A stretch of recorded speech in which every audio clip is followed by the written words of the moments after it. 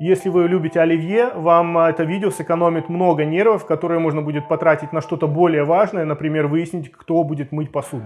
Ну, давайте честно, у нас у всех хоть раз получался не тот вот самый оливье, как мы хотели. Знаете, такой водянистый, или расплывчатый, или размазанный, или который выглядит, как будто бы его уже, несколько раз кто-то ел. И в такие моменты мы обращаемся или к справочникам, или мы ищем какие-то видео, чтобы нам помочь. И тут у нас начинается такая дилемма, потому что одни нам говорят, там овощи надо варить, другие говорят, овощи надо запекать, третьи говорят еще что-то, четвертый еще что-то. В общем, я вам сразу скажу, овощи на оливье запекать не надо, их надо варить. Это очень распространенная ошибка на ютубе. Сейчас я вам все подробно объясню, я вам все вам расскажу, предоставлю все прям доказательства, вы все сами увидите. И сегодня будет 3 вещи. Первое, это то, что салат оливье это не рецепт, это на самом деле формула, очень четкая формула, которую, если вы знаете, вы можете в этой формуле внутри там менять любые ингредиенты, все будет обалденно вкусно получаться. Второе, мы выясним, почему овощи на салат оливье нужно обязательно варить, а не запекать, что там происходит с крахмалом, почему оно и каким образом дает нам такую стабильную структуру и как это влияет на вид вашего салата. Ну и третье, используя вот эту формулу и процесс приготовления оригинального салата оливье, мы сегодня соберем 5 разных салатов, которые будут использовать одну и ту же структуру, но которые будут довольно сильно один от одного отличаться. Вы увидите, как они готовятся, вы увидите, какие они все вкусные, и я надеюсь, они вам понравятся, вы захотите их попробовать у вас на кухне. Оливье узнается не по одному продукту, оливье узнается по тому, как он собран, поэтому в каждой ложке у вас должен быть одинаковый кубик, одинаковая связка и одинаковое настроение. Поэтому вначале давайте про формулу. Я вам ее покажу пропорциями, чтобы вы понимали, как здесь работает математика, а потом уже мы дальше будем работать в граммах на 1 килограмм готового продукта. Базовые пропорции на салат оливье, естественно, они немножко округлены, никто не будет 3,5 грамма картошки вам взвешивать, поэтому картофель у нас 25%, морковь около 10%, докторская колбаса 20%, горошек зеленый консервированный 10%, огурцы соленые 13%, яйца 10%, майонез 8% и соль, и перец, и сахар по вкусу. Это будет наша база, от которой мы будем отталкиваться, чтобы строить все остальные наши рецепты. Как всегда, точные разграммовки для всех салатов вы найдете в описании под видео, прямо возле кнопки, которую вам обязательно захочется нажать, чтобы подписаться на мой канал. Всем, кто уже подписался, огромное спасибо.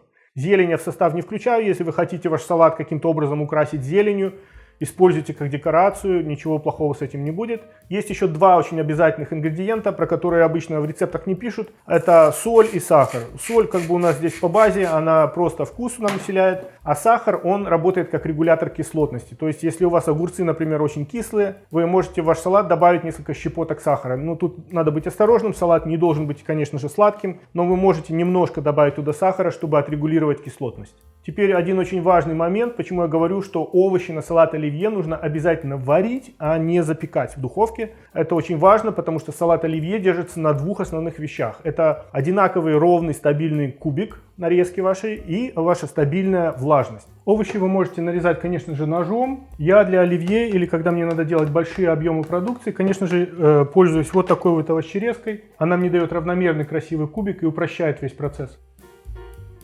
Когда овощи варятся в воде и в кожуре, их крахмал равномерно впитывает воду и фиксирует их структуру. И следующий очень важный момент, после варки, но перед нарезкой, ваши овощи должны обязательно полежать в холодильнике.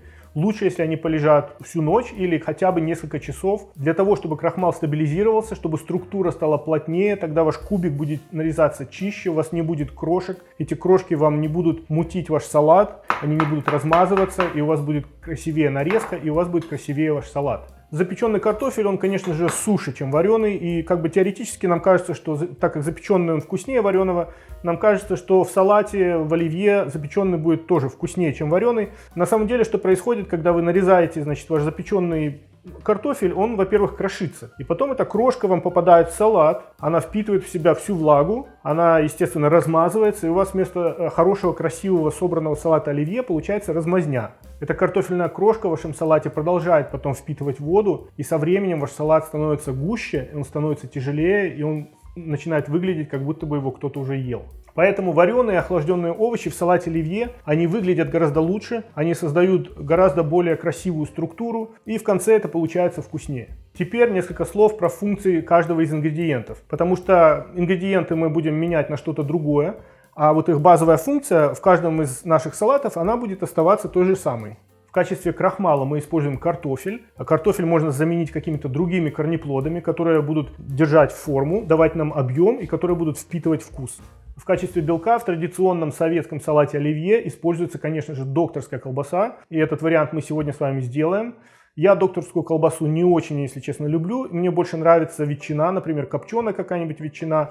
Сегодня мы с вами сделаем салаты с нутом, с копченой рыбой, с говяжьим языком и с креветками. В качестве кислоты традиционно используются соленые огурчики, а также можно использовать маринованный лук, маринованные грибы. Вот сегодня мы сделаем один из рецептов с маринованными грибами, или даже лимон. Для связки и для жира, конечно же, традиционно используется майонез провансаль. Майонез можно разбавлять йогуртом или сметаной, если вы хотите сделать ваш салат немного легче. Соль, она, конечно же, собирает вкус. Сахар иногда используется в очень малых количествах, совсем по ситуации, чтобы балансировать кислоту. Ну и, конечно, для аромата и украшения используется разнообразная зелень. 3 приема, которые сделают ваше оливье более стабильным. Первое. Все вареное полностью должно быть охлажденным перед нарезкой. Второе. Все мокрое надо слить и отжать. Огурчики, грибочки, горошек. И третье, наш майонез или нашу связку мы туда добавляем в 2 приема. То есть первый прием для того, чтобы все равномерно покрылось, а второй, чтобы довести его до нужной плотности. Начинаем, конечно же, с базы. Это будет эталон, относительно которого я буду объяснять замены в следующих салатах. Картофель – это фундамент и структура. Морковь – мягкая сладость и баланс. Докторская колбаса – это белок и плотность, нейтральный вкус, который не будет спорить с огурцом, например. Горошек – это сочность и мягкая сладость. Огурцы – это кислота и хруст.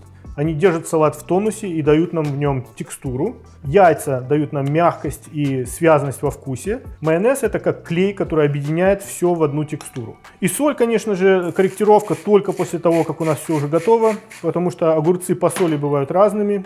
И зелень сверху, как декорацию, если хотите, буквально пару штрихов. Замечательно вкусный получился салат. Теперь давайте сделаем то же самое, только с креветками и с авокадо. Смотрите на замены относительно нашей базы прямо по ингредиентам. Картофеля мы добавим немного больше, потому что в этой версии мы убираем часть вот этой мелкой сочности нашей базы и будем ее компенсировать картофелем. Креветки напрямую заменяют докторскую колбасу. Функция белка будет та же самая, но вкус станет немного чище и легче. Яйца мы оставляем точно так же, как и в базе. Они удержат нашу узнаваемую мягкость. Соленые огурчики. Кислоту мы сохраняем, но мы уменьшаем ее вес относительно базы, потому что сюда мы еще добавим немного лимона. Авокадо – это не просто добавка, он частично берет на себя ощущение кремовости, которое в базовой версии нам дают докторская колбаса и более соленая общая конструкция. Майонез, конечно же, сохраняет ощущение оливье, но я связку сделаю легче за счет йогурта, чтобы креветки просто не утонули в майонезе. И немного лимонного сока, он сделает вкус свежее, он поддержит кислотную функцию в том месте, где мы убрали огурец.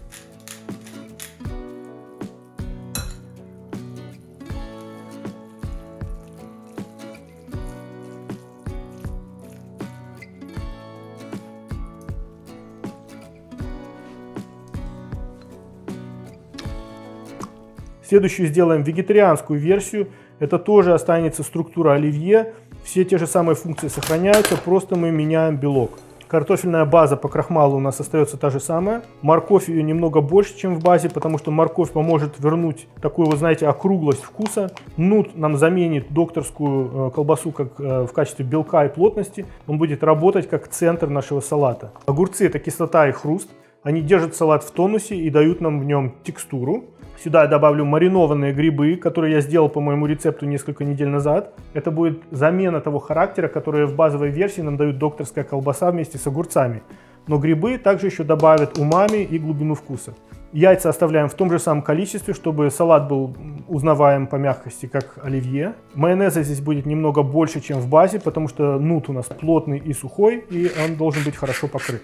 И повторюсь, главное правило вот этого салата – нут должен быть сухой, и грибы должны быть слегка отжаты. Если вы добавляете мокрые ингредиенты, то ваша связка, то есть ваш майонез, он просто расползется. Следующим вариантом мы сделаем салат с копченой рыбой. У меня здесь недалеко в магазине продается замечательно просто копченая, очень вкусная сельдь. Вы можете использовать любую копченую рыбу холодного копчения, можете даже скумбрию, это будет замечательно вкусно. То, что рыба заменит напрямую докторскую колбасу, это очевидно, но не менее важно здесь замена нашей связки, потому что у рыбы очень яркий вкус, и его надо чем-то компенсировать. Картофель оставляем, как и в базовой версии, он держит структуру. Яйца оставляем в той же самой пропорции, они смягчают копченость и свяжут вкус. Соленые огурчики, кислота остается обязательной, она сделает копченую рыбу легче на вкус. Горошка мы добавим немножко больше, чем в базе, он добавит сочность и сладость, и это будет балансировать нашу копченость. Вместо майонеза мы используем густой йогурт, но майонеза мы тоже немного добавим, чтобы сохранялось ощущение, что это одно из производных салата оливье. Сюда мы еще добавим немного растительного масла. Оно вернет нам гладкости нашей эмульсии и сделает нашу связку более кремовой, потому что мы сюда положили меньше майонеза. Соль мы обязательно добавляем в самом конце, после того, как мы попробовали уже готовый салат, потому что рыба по соли может очень сильно отличаться. И финальная версия, она самая визуально красивая, в ней настоящий мясной центр, в ней свекла и говяжий язык.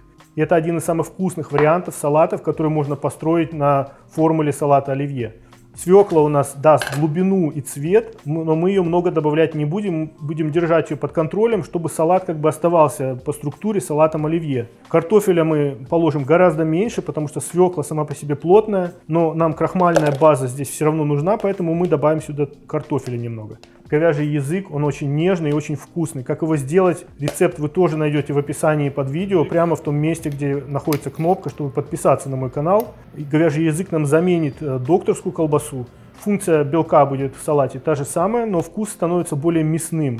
Вкус станет более чистым, без этой колбасной пряности. Кислота, конечно, обязательно, она не даст языку и свекле утяжелить салат. Горошек нам вернет сочность и легкую сладость. Рядом со свеклой это особенно важно. Яиц мы положим сюда немного меньше, потому что здесь уже два очень сильных игрока, язык и свекла. Майонез как связка здесь особенно важно вмешивать в два приема, чтобы каждый кубик был равномерно покрыт. Теперь, когда вы знаете пропорции, вы видите, как это все работает, варите и охлаждайте ваши овощи, контролируйте влагу, вводите вашу связку в два приема, и вы сможете поменять белок или любые из ингредиентов вашего салата на то, что у вас есть, или на то, что вам больше нравится. Приятного аппетита!